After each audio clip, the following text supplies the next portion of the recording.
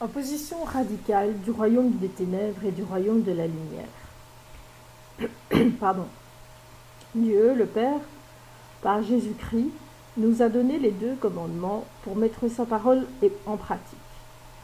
Et de ces 2 commandements découlent tous les autres. Jésus-Christ répond aux pharisiens qui lui demandent quel est, selon la loi, le plus grand commandement de Dieu. Jésus leur répond, tu aimeras le Seigneur ton Dieu de tout ton cœur, de toutes tes forces, de toute ton âme, et tu aimeras ton prochain comme toi-même. Dans l'évangile de Marc, chapitre 3, ça se trouve dans l'évangile de Matthieu, chapitre 22, 34 à 40. Dans l'évangile de Marc, chapitre 3, il y a un épisode. Jésus a-t-il parti lié avec les démons? Autrement dit, Jésus fait-il un arrangement avec les démons du royaume des ténèbres? On va le lire ensemble. Donc, Marc, chapitre 3, verset 22, Louis II. Les scribes qui étaient descendus de Jérusalem disaient « Il a Béelzéboul, c'est-à-dire prince des démons. C'est par ce prince des démons qu'il chasse les démons. » Il leur répondit en parabole. Comment Satan peut-il chasser Satan?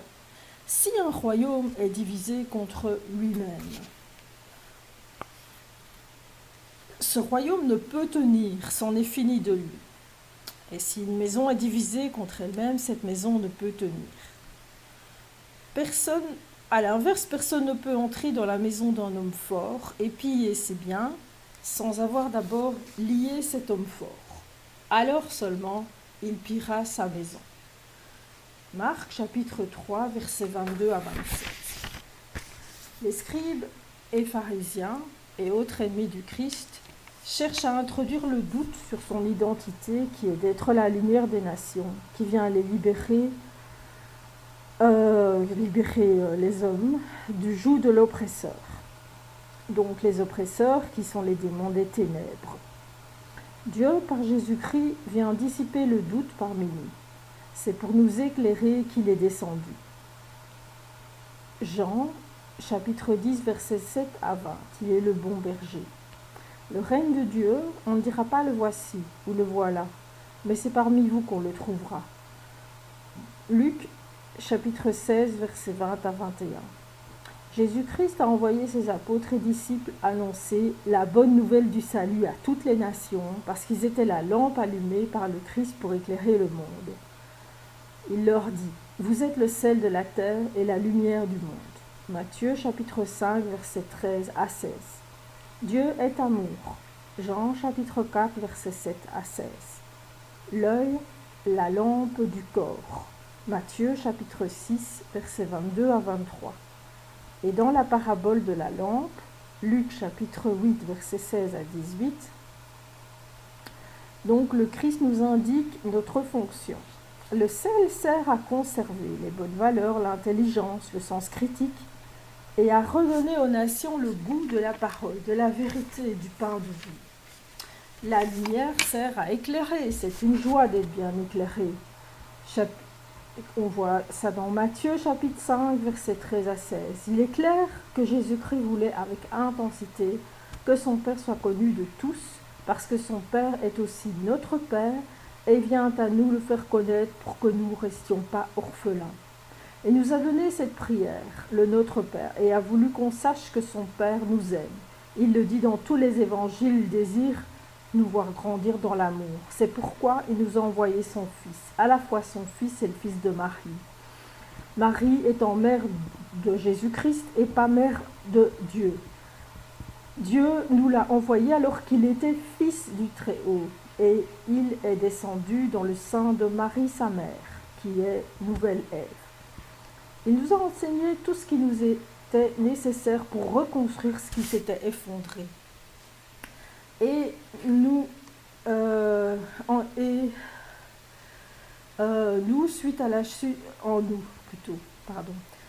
chute originelle dont nous sommes les victimes, nous sommes alors devenus pécheurs suite au péché, parce que nous étions à l'état animal. C'est pas évident à comprendre, alors on reprendra par la suite. La lumière est venue dans ce monde en prenant chair par Marie. Mais qui est la lumière?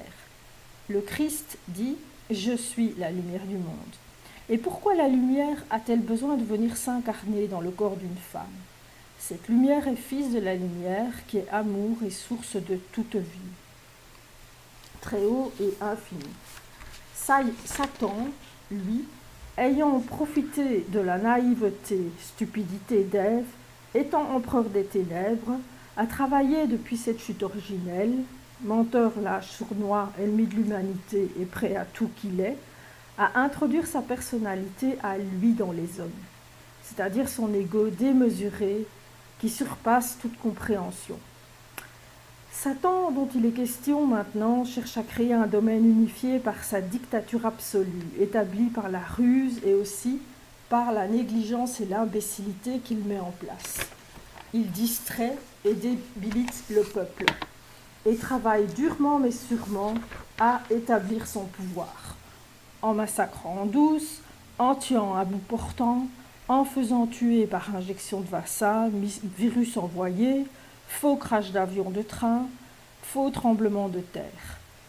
Vous pouvez écouter la chanson de Jacques Brel sur le diable. Chaque fois que ça ne va pas, il dit ça va.